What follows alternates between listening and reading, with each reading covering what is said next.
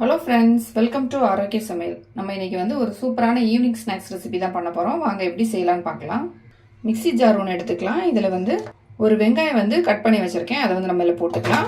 நம்ம மிக்சியில் தான் அரைக்க போகிறோம், அதனால் வந்து கொஞ்சம் பெரிய பெரிய பீஸாக தான் கட் பண்ணி வச்சுருக்கேன். ஒரு உருளைக்கிழங்கும் நான் வந்து கட் பண்ணி வச்சுருக்கேன், அதையும் நம்ம இது கூட போட்டுக்கலாம். ஒரு சின்ன துண்டு இஞ்சியும் ஒரு பல் பூண்டும் எடுத்திருக்கேன், இதையும் நம்ம இது கூட போட்டுக்கலாம். ஒரு ஸ்பூன் அளவுக்கு தண்ணி சேர்த்துக்கலாம்.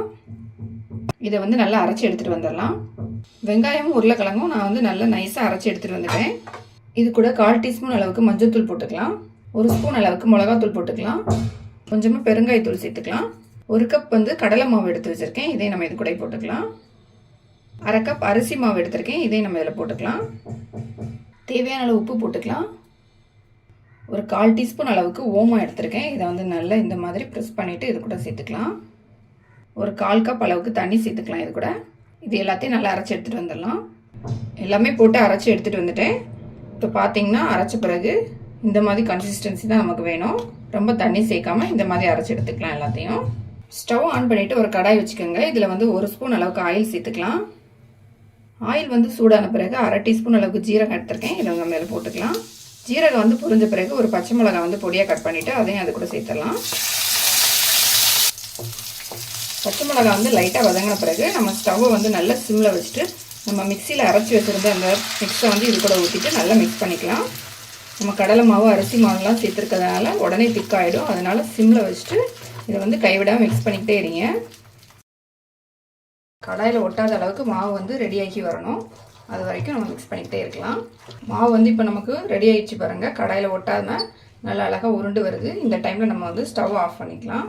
இதை வேற ஒரு பிளேட்டில் மாற்றிட்டு நல்லா ஆற விட்டுடலாம். இதை பிளேட்டில் வந்து ஆயில் தடவி வச்சுருக்கேன். இப்போ இதில் வந்து நம்ம ரெடி பண்ணி வச்சுருந்த மிக்ஸை வந்து இதில் போட்டுக்கலாம்.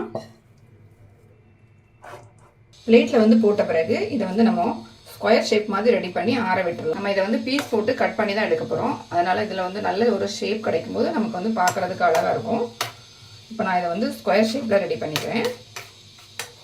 ஒரு ஸ்பூன் வச்சு அதில் லைட்டாக ஆயில் தடவிட்டு இந்த மாதிரி ப்ரெஸ் பண்ணி விட்டுட்டிங்கனாலே போதும், நமக்கு வந்து அந்த கரெக்டான ஷேப் வந்து கிடச்சிடும். இப்போ நான் வந்து கரெக்டாக அழகாக ரெடி பண்ணி எடுத்துட்டேன். இப்போ பார்த்தீங்கன்னா பார்க்குறதுக்கு எவ்வளோ அழகாக இருக்குது பாருங்கள். இதை வந்து நம்ம வந்து ஆற வச்சிடலாம். கொஞ்சம் ஆறின பிறகு தான் நம்மளால் பீஸ் போட்டு எடுக்க முடியும், அதனால் இதை வந்து கொஞ்சம் ஆற விட்டுடலாம்.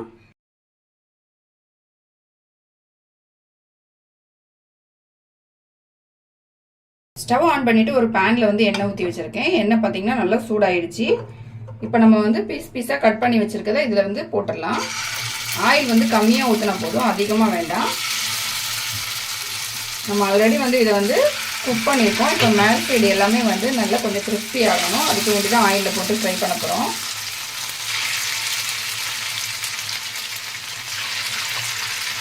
இது ஒரு பக்கம் வந்து நல்லா ஃப்ரை ஆகட்டும். எல்லாத்தையுமே வந்து திருப்பி போட்டுட்டேன். இப்போ இந்த பக்கம் நல்லா இந்த மாதிரி செவந்து வரட்டும். எல்லா சைடுமே நல்லா வந்து செவந்து கலர் சேஞ்ச் ஆகிடுச்சு பாருங்கள். இப்போ வந்து நம்ம எடுத்துடலாம். நம்மளோட சூப்பரான ஸ்நாக்ஸ் வந்து ரெடி ஆயிடுச்சு. நம்ம எல்லாத்தையும் எடுத்துகிட்டு மீதி இருக்கிறத இதே மாதிரி ஆயிலில் போட்டு ஃப்ரை பண்ணி எடுத்துக்கலாம். நம்மளோட டேஸ்ட்டான ஸ்நாக்ஸ் வந்து ரெடி ஆயிடுச்சு. இதை வந்து கண்டிப்பாக ட்ரை பண்ணி பாருங்கள். இந்த மாதிரி நீங்கள் சாப்பிட்ருக்கவே மாட்டீங்க, அவ்வளோ டேஸ்ட்டாக இருக்கும். இந்த வீடியோ உங்களுக்கு பிடிச்சிருந்தா லைக் பண்ணுங்கள், ஷேர் பண்ணுங்கள், மறக்காமல் என்னோட சேனலை சப்ஸ்கிரைப் பண்ணுங்கள்.